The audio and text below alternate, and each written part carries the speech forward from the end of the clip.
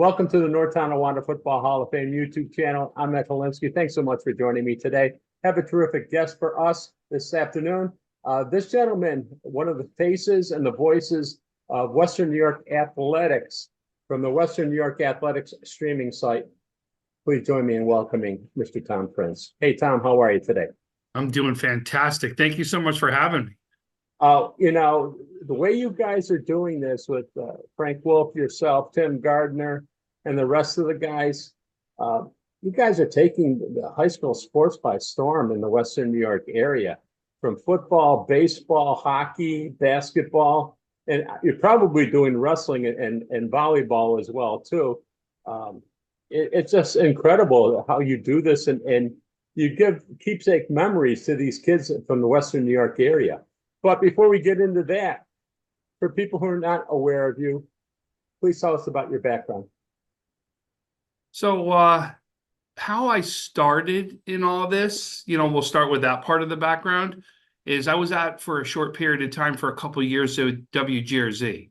I was their digital sales manager at Channel 2. And I got a very good opportunity to know Dick Gallagher very, very well, to the point where we would have conversations daily as to what was going on in the landscape of high school football. And one day I finally went to Dick and I go, Dick, there is no coverage at all for baseball. I go, I want to do this. Like, how do I do this? He's like, oh, go talk to the station manager. That's kind of how you get things started. So I went down to the station manager, who was only a couple offices from me, and said, hey, listen, is there a reason we don't do this? He's like, Tom, I don't have the budget for it. I said, budget? I'm not asking for any money. I'll just do it, and I'll post stuff out there. He's like, wait, you just will do this and I don't have to pay anything? I go, yeah, exactly. He's like, done, go ahead. And then before I knew it, that's how the Western New York baseball coverage started with Channel 2. Unfortunately, after the third year I was there, I got offered an incredible deal to get back into pharmaceuticals. I just couldn't say no to the job. So when I did that, Channel 2 did give me the opportunity to keep doing things with Channel 2. The problem was I had to send it over. It was a while before it got approved.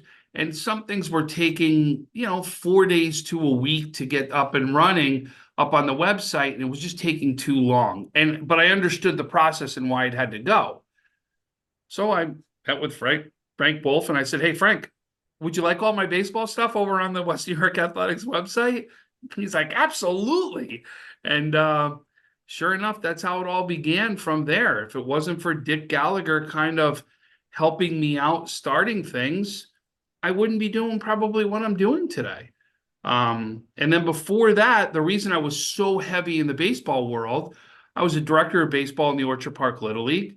And then from there, I created and was the president of the South Towns Travel League, which at one point had 120 travel teams inside its league from 8U all the way to 16U.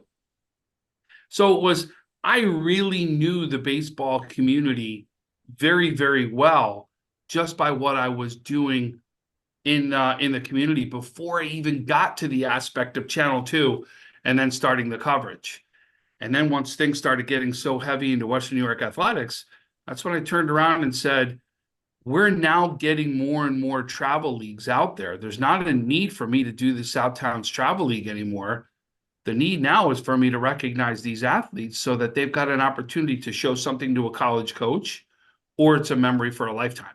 So it now became where it was, you were checking boxes for so many things that needed to get done for these athletes.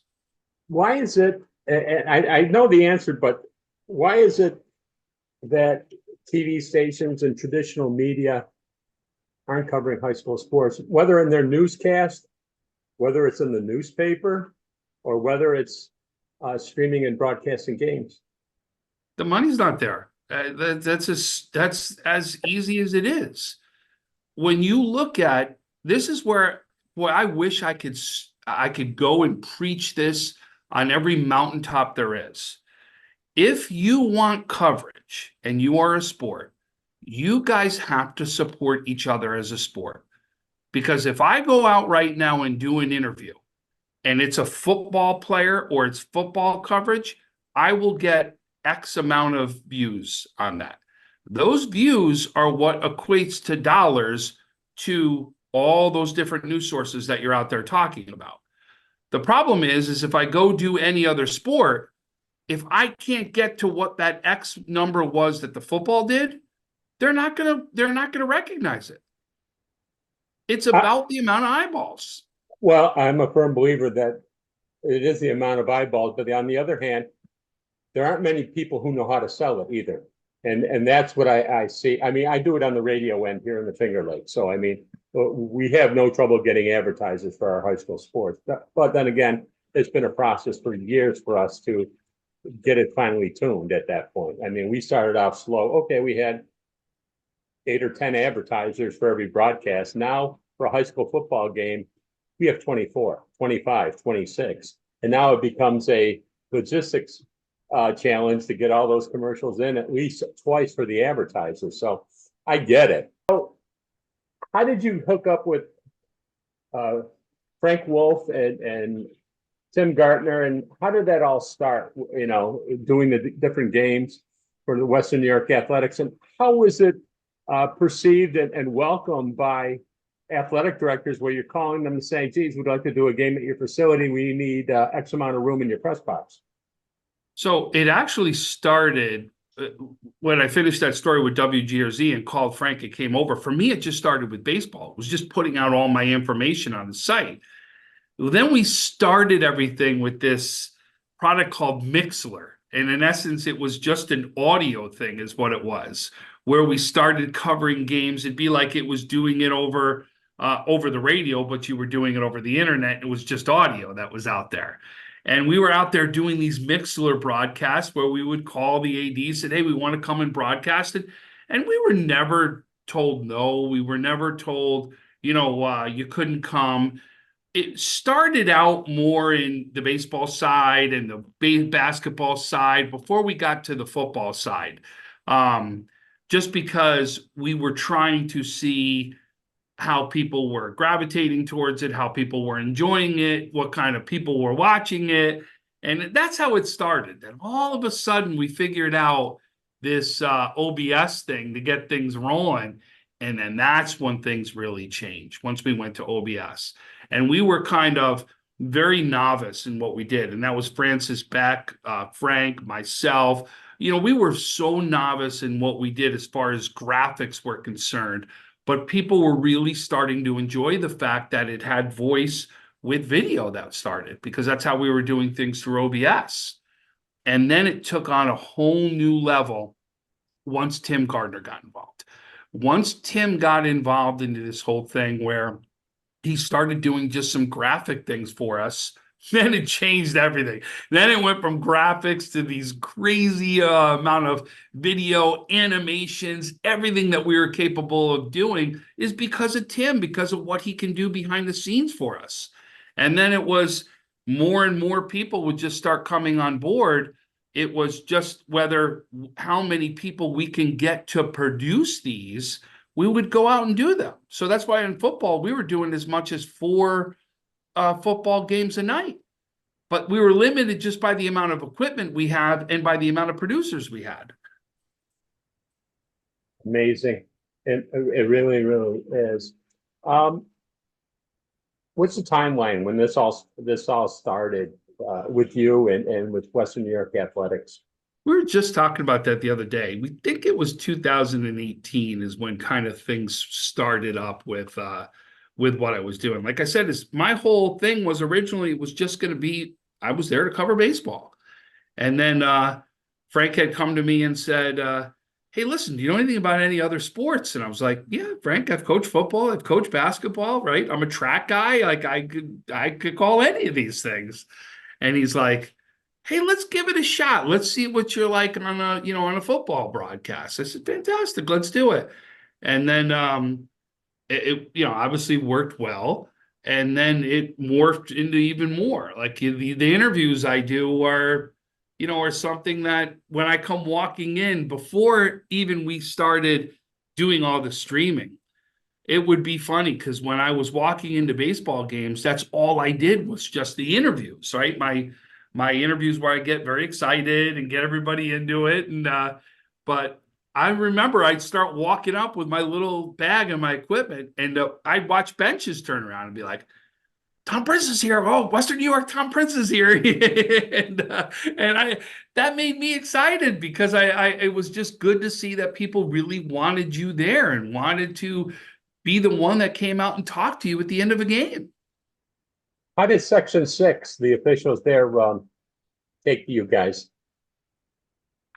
I mean, there was always, I think, to a point where it was gradually better and better, but we started with Tim Slade, and Tim Slade was fantastic as far as, really making sure that we worked together hand in hand, because ultimately, I think everybody started to realize what we were doing was we were there to help recognize kids and give them more visibility. If it was the fact that a TV station may not be coming, well, somebody was coming to be able to recognize you and give you recognition, and at least put that recognition out onto social media where you can share and talk about it and make sure you get recognized to anybody that would see it. In today's day and age, and you're a digital guy, how many hits, how many impressions, what's the numbers, what's the stats on a typical game on Western New York Athletics? Well, we've done it so many different ways. Okay. So it's hard to compare all the different ways. Like, we used to do it where it was just on YouTube, right? Then we did it where it was just on Facebook. And then we did it where we'd stream it to all the different sites. Now we do it kind of back to where it's just on the Western New York Athletic platform again. So it's just looked at it from a couple different ways. But ultimately we would probably deem that like an average football game was probably getting anywhere between 3,000 to 4,000 views was an average game. We also saw views go as high as 15,000 just on on a game that may have been of higher caliber right out there.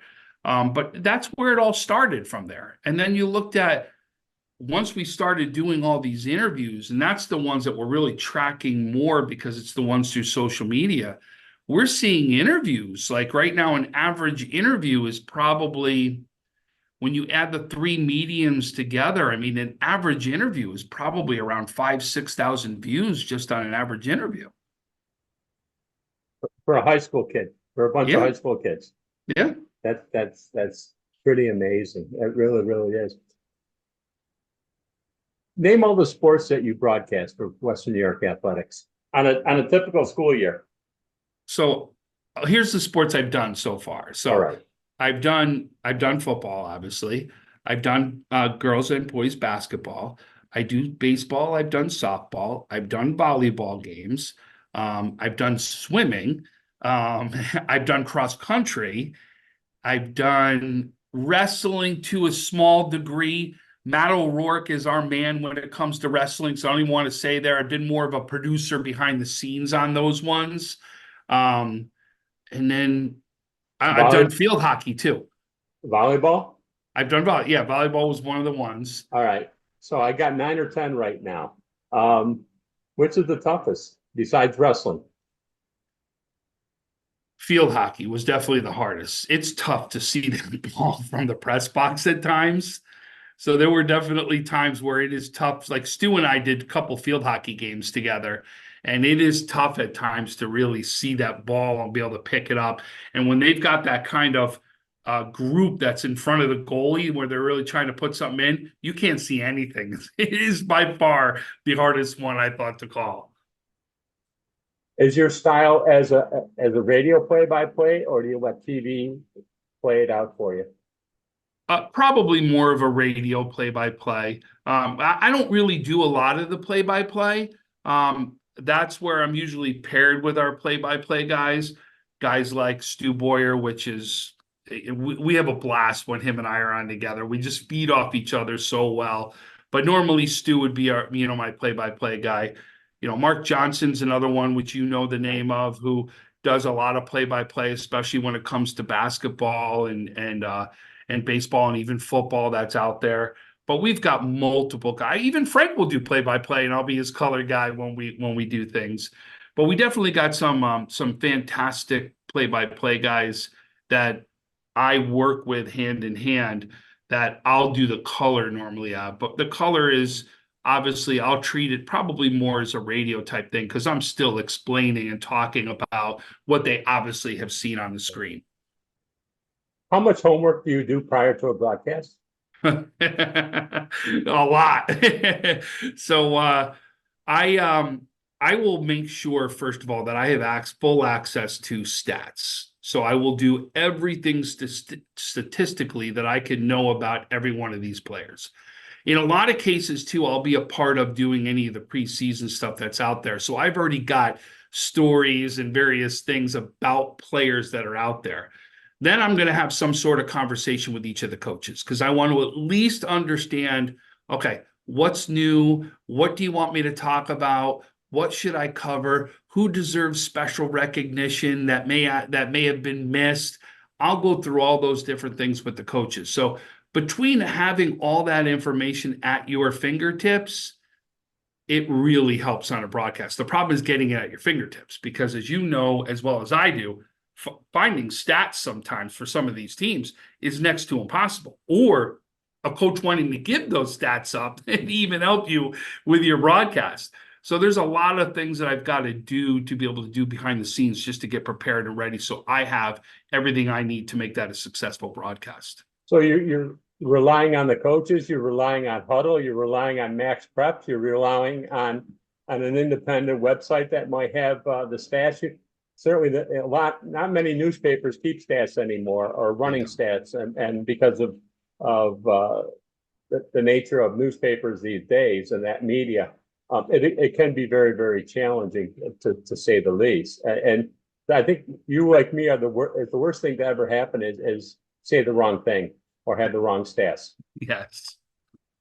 100%. You know that because it'll be somebody that calls you out on it, right? Nobody will be afraid to say, where did you get that from? That's nothing. Because with social media these days, I don't have to talk to you. All I have to do is respond to a post that's out there that says, this is what I feel and this is what I think and this is what I'm going to say. Right. And they're laying in the weeds waiting for you and to pounce. No, I get it. I understand completely. What's the toughest kind of game to call? A blowout. I agree. Any type of blowout. I don't care the sport. Because then you're getting away from what's happening on the field. So that's when you're having to come up with more and more content that's out there. So you've got to make it somewhere exciting or at least informative to who's ever watching out there to say, I still want to keep listening to this, knowing that a team is up 35-0 and my team's not going to come back. So what are you going to give me to help you stay here? So I've got to make sure I've got other information that's prepared, ready to go that I can discuss to be able to keep that viewer there. What's your thoughts on mercy rules in games, meaning running clocks, baseball run rules? Should they stay? Should they not be there? What's your thoughts? So my thought is it depends. And I know that's not the answer you're going to be looking for, but to me, it depends on the class. If it's a double A, or now we have triple A. So let's say if it's a triple A, double A, or A, I'm not in favor of it. If it's a B, C, D, I am in favor of it. And here's my reasoning. If you look at many of the rosters for a triple A, a double A, or an A, we'll use baseball as an example. Those rosters can be as many as 25 to 28 members on that roster. The only way some of those kids are ever going to get a chance to play is when it is 10-0, when it is 11-0. They've got to get their opportunity to get into a game, and that's the only time they're going to get an opportunity. And if we have a run rule in place and that game ends at 5 innings, those kids are never going to get a chance to see the field. They're never going to get a chance to have a moment out there. So that's where I'm going to sit here and say is I don't think they should be in place. But for the B, C, and Ds, where the rosters may be more like 12, 13, 14 kids out there, and you are getting most of those kids already into a game, I understand why they're in place. So I think it really depends on what the school size is or what the team size is, whether that rule should be in place, or can it even be agreed upon before the game starts? Because then you're dealing with specificity of what is made up of that team and how many people are there and what's your reasoning as to what you're going to do when this score hits a certain score. You and I are not naive. We've seen this in the past, but we've seen schools run up the score on opponents. What's your thoughts and opinions on something like that? And does it vary when you're trying to broadcast a game when you're seeing that with your own eyes in front of you? Yeah, I haven't really seen when we're out there broadcasting many teams try to run up a score. I really haven't. You see those normally get reported. Am I in favor of them? No. Listen, I've been a coach for years, and I have done where I've been on both sides of the spectrum. And yes, I've had teams that have absolutely been head and shoulders above another team, but I never, ever would run up a score. I mean, it to me is, I understand base by base. I understand sometimes, you know what I mean, making sure that pass balls were not going ahead and running to the next base. There are so many things that you can still do to make sure that game does not turn into a 35-0 baseball game. To me, there's things you could have done. And if you're allowing your players to keep going on pass balls and different things, then you really got to decide whether this is something that was worth it to you. Was it really worth what you just did to that other team? Because it's not. There's no way you can justify any stretch of the means that a 35-0 game was something that you couldn't have made sure that you stopped from happening. There's so many ways to do it. Well, I'm not disagreeing with you, but it does happen when somebody's, and a lot of it is payback. They rubbed the wrong way from the year before, where things didn't go well for a team, and they come in and it's a vendetta that they take out on, and I don't know if it really serves the purpose for anything at that point. I will tell you, and I think you agree, the toughest sport sometimes to stop that from happening, that you may legitimately not be running up a score, is football. Like, what happens to the team that just does a handoff straight up the middle, is not doing anything, and they're still scoring touchdowns? I can't fault the coach for that. If you really have done everything necessary and you put your third string in and they're still doing it, I understand sometimes that you're doing what you can and it just gets out of hand very quickly. Well, I'm a firm believer. How do you tell a second and a third stringer when they have their opportunity to play that you can't run hard and you can't score? You can't. I mean, it's crazy. I mean, that's what makes it. Let me ask you this. What's your thoughts of overly aggressive parents in high school sports? So I've been dealing that ever since I've run the leagues that you've talked about. It's getting over the top. And it really is. Every parent that you seem to run into thinks that their player or their son or daughter is going to some Division I sport. They really believe it. And they believe that if there is anything that has been said or done by a coach that will stop that or impede that process, they're going to scream it, yell it, and do everything they can to do something about it. Or what we see as the norm is you're going to see a player go from team to team to team to team, and that's why they're in 5 different teams in 5 different years. Yeah. Oh, I agree with you. Do you think that the Western New York or the upstate region in New York State gets a fair shake and producing Division I athletes? Depends on the sport. Baseball, lacrosse, 100%. Yes, I do believe we're getting that shot. Softball, absolutely. Basketball, football, no. But are we starting to at least go down that direction? Yes, but I do not believe that we're anywhere near there yet. What needs to change for that, for basketball and football? There has to be more visibility. The problem is we've got to figure out, how do we get more people to camps? Because that's the only way to be visible.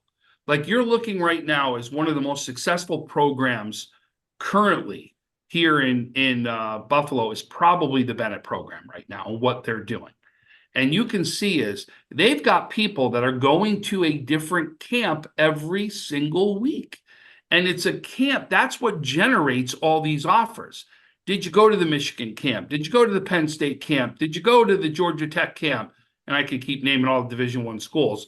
But that's how the first thing, the first time you do something positive in one of these camps, that's what starts the ball rolling. And I hate to say it, it doesn't matter what the sport anymore, but they all want you going to their camp. And the problem is that these athletes can't afford to go to camps or can't get to these camps every single weekend that they're running something. So we've got to find a way to be able to get at least them out there and show what they're capable of doing. And I think we've got to figure out how to do that with combines and invites for coaches to these combines. And then based upon what your results are in these combines, we figure out how you get to that school for that camp, because you're going to need to be visible in front of them at one point.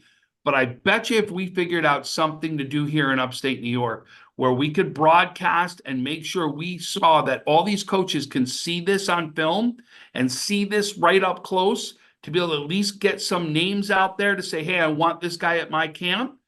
That's the way I think we're only going to be able to get it started. But it's going to take a lot of us to be able to do that. And we're going to need sponsors for help. Is the NIL ever going to reach the high school level? Say that one more time. Is the NIL, name, image, likeness program ever going to reach the high school level? It already has. It already has. We've got 3 or 4 basketball and 1 football player that already has something going right now with shirts and different deals going on right as we speak. Is that a good thing or not a good thing?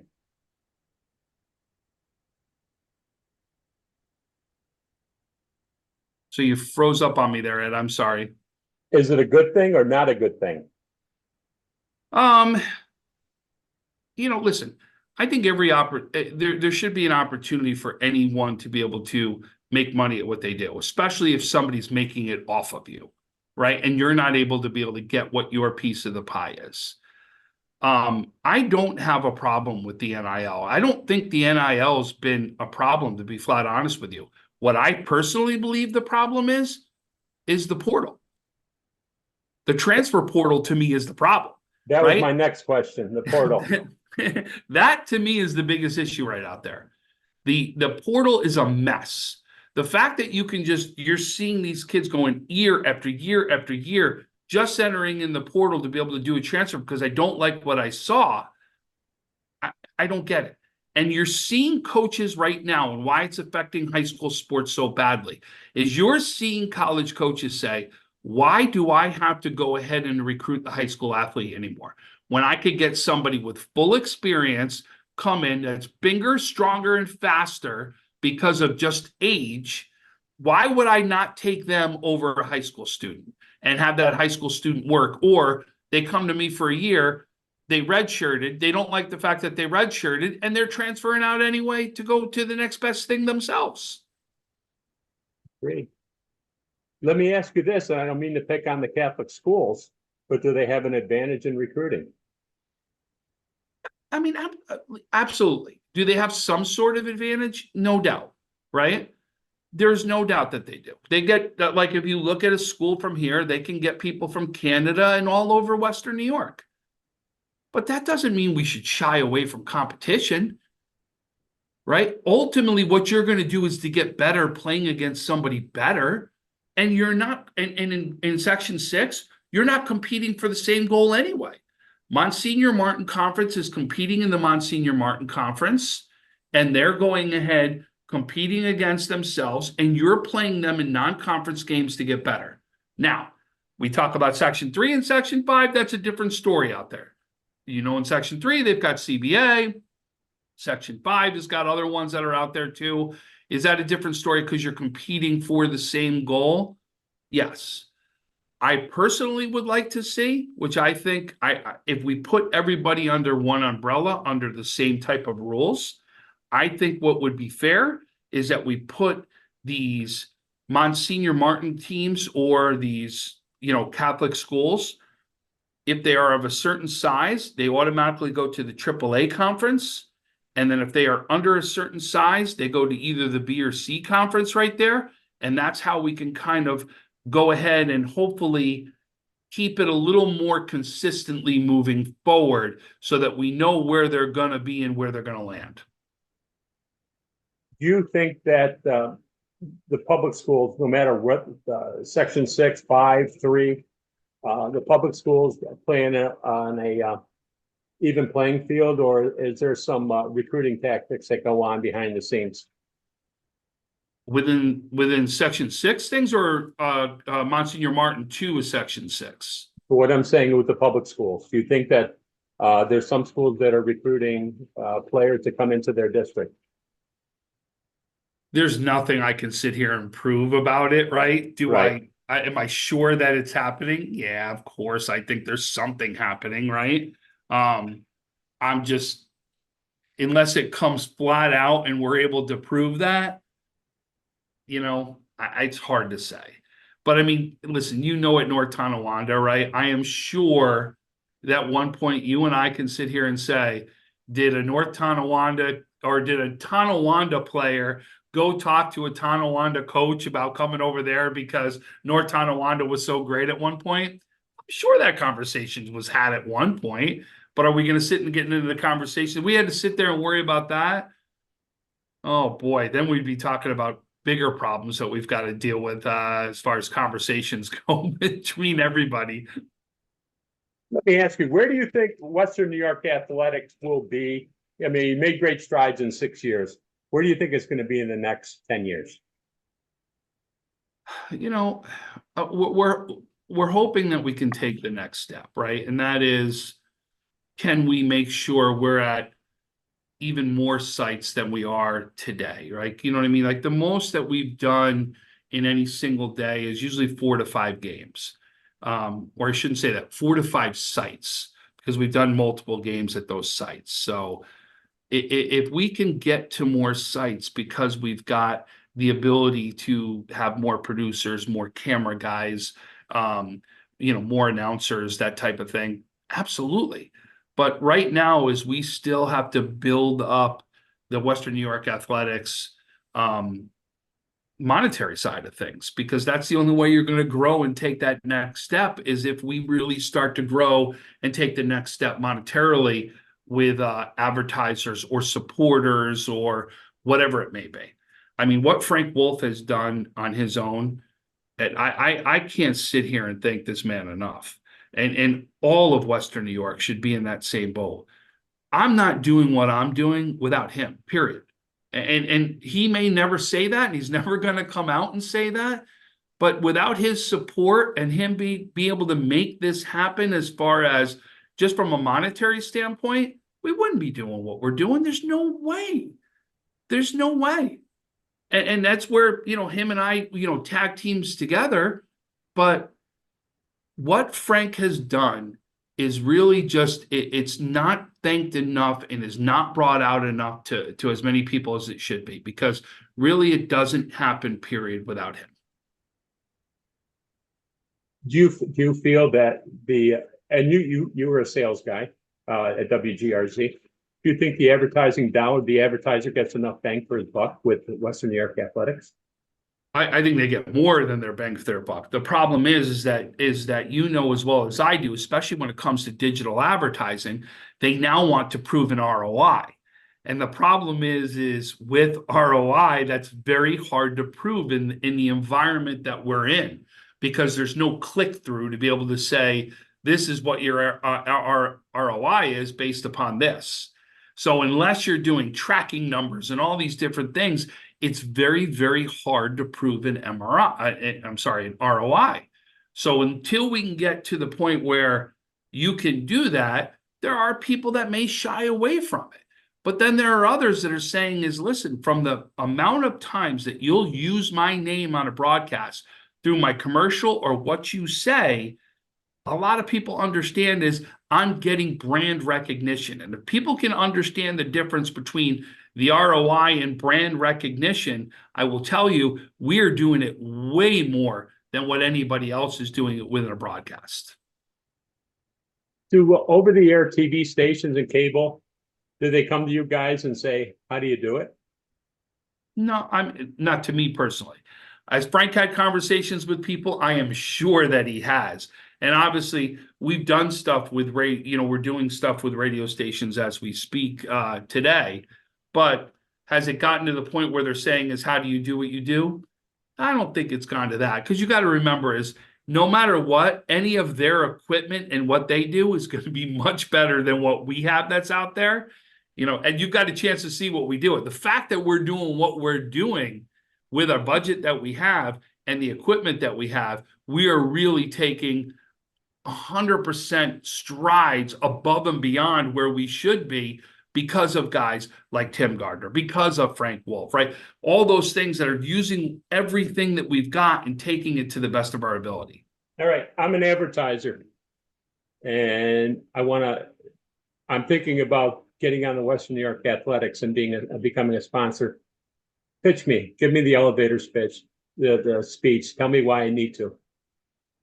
So the first thing I'm going to say is, obviously, if you've done advertising before, you've been given quotes already from TV stations, radio stations, whatever it is. You've been given those quotes. I know you have. I know you've seen it. And you know as well as I do, you're going to be given an X amount of spots for X amount of dollars, right? And then sometimes you'll get a couple of those bonus spots put in there on top of it. What I want you to do is just to listen in those bonus spots. When you're going to get your message out there, how many times is your message heard? Okay. Now I'm going to go to a Western New York Athletics baseball game. You're going to see your commercial is going to be out there every half inning. 18 times alone, we're going to hear your message out there and what you can bring to the table just in one baseball game. And then you take those 18 times. That's if I don't have an injury timeout, a pitching change, right? A coach that wants to just come out there and talk to his pitcher, and we do that. So now we add in 25 times in a game that your message is going to be heard and that you are going to hear to what is the most valuable person that you can talk to. A mom and dad. You're talking to a mom and dad, and you're telling me that a mom and dad does not want to help somebody that's helping their son or daughter be seen and heard? Thanks for role playing with me, Tim. Or Tom, I mean, you got me going on that one. I mean, I'm kind of giggling because I know that emotional speech because I use it on radio out here in the Finger Lakes. So I can appreciate everything that you've said.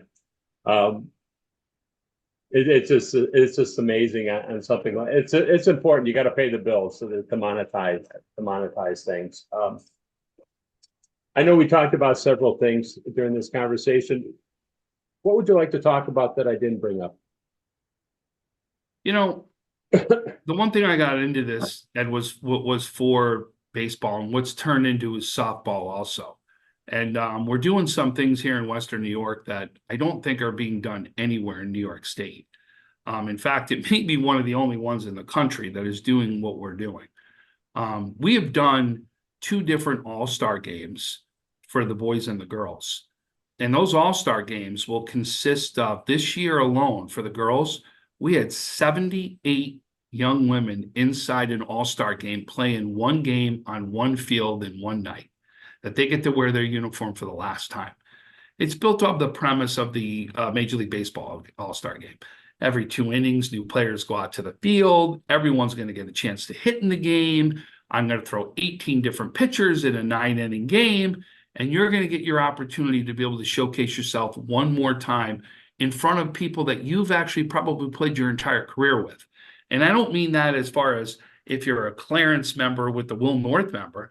I mean that you played softball together and travel, right? You played against each other in 2,500 different tournaments since you were 8U, and you're getting the chance now to be on the field with them for one more time wearing your colors.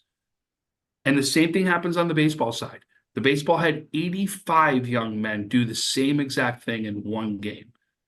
That we all did it at Frontier High School and bring them all together to be able to play in those games. Nobody's doing all-star games like that. And they'll come from Olean all the way up to Niagara Falls, all the way over to Medina, Newfane. That's where they're coming from to do these all-star games. The time that gets put into those is just unbelievable.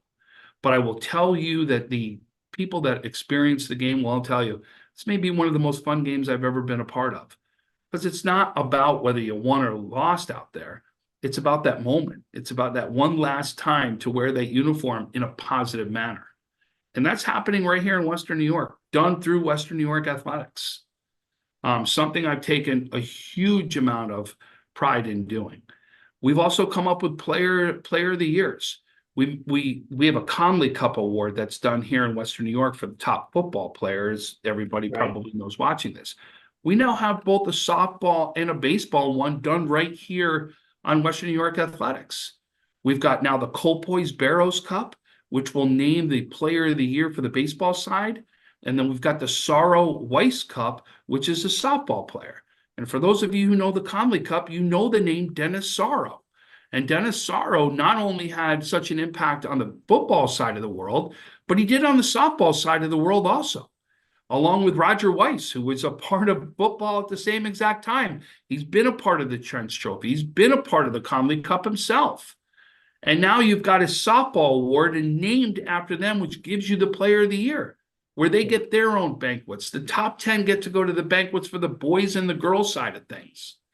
If you don't know where the baseball side of it came from, when you talked about the Colpoys Barrows Cup, Don Colpoys was one of the most influential baseball guys at one point here in Western New York. No And doubt one about of his that.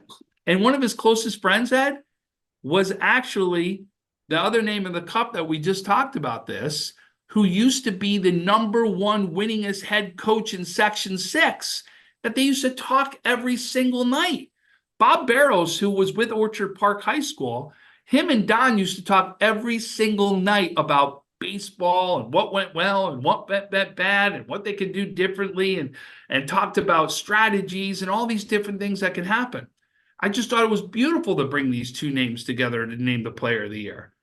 But it's not only about what we're doing from a broadcast standpoint, it's all these other things too to help recognize these young men and women that could give them memories for a lifetime or recognition for a lifetime. You ever sit down and figure out how many games you broadcast in the course of a calendar year? No, and I'd be scared to. I did 76, and I didn't think it was that many, but it turned out to be 76. And my friend Ted Baker, who also does Hobart and William Smith College as well too, 131 this year. That's a lot of time out at nighttime most of the time. Yeah, and that there's sometimes too, if I'm not broadcasting, I'm still at a game doing post-game interviews. So it's not only just broadcasting sometimes, it's just giving your time back. And one of the most precious things is just somebody that goes out of their way. I can't tell you whether it's an email, social media, mail, through Twitter or Facebook, whatever it is, or even a response to a post. Some of the messages that I have gotten just to say thank you are just that right there to me is it puts the biggest smile on my face. Like it's why I do what I do. Because I was going to ask you, you get that same fuzzy feeling when parents come up to you or grandparents come up to you after a game? I do. I mean, well, here's a great example. We just did, we were going to the sectional finals. We did all the sectional finals for softball. And I had a grandparent see me there and they go, "Thank God you're here." And I go, "Really?" I go, "Why do you say that?" And he goes, "Because every time you do one of my granddaughter's games, she wins or does something spectacular, and you're here. I can't wait." You've become a lucky rabbit's foot now. Yeah, I mean, it's just something that even to have you put in the same breath as something that's happening positive that's on the field. I mean, it's just nice. It really is. It's that recognition that you hope for, because anything I do when it comes to broadcasting, I'm about positivity. I'm about bringing out the positive. I'm about bringing out anything that can help you get better recognized, period. And when somebody recognizes that, it means the absolute world to me. I won't lie there. One final question. Doing this for the 6 years and watching how it's evolved, do you know of case studies where kids have gotten athletic scholarships based on tape being seen on Western New York Athletics or the exposure? Not specifically. I mean, I've had people that have told me I sent your video on, or I sent that link on. We've been told by various coaches that they're watching the game today. Like I had heard one time, an Ohio State coach was watching our game. So, do I specifically know what happened because of our broadcast? No. Do I know that coaches have been watching our broadcast to look at somebody and be able to see somebody? Yes, I do know that. Tom Prince, this has been a lot of fun, my friend. The first time we really interacted with each other face to face. I've enjoyed it tremendously, and I want to thank you so much for joining me today on the North Tonawanda Football Hall of Fame YouTube channel.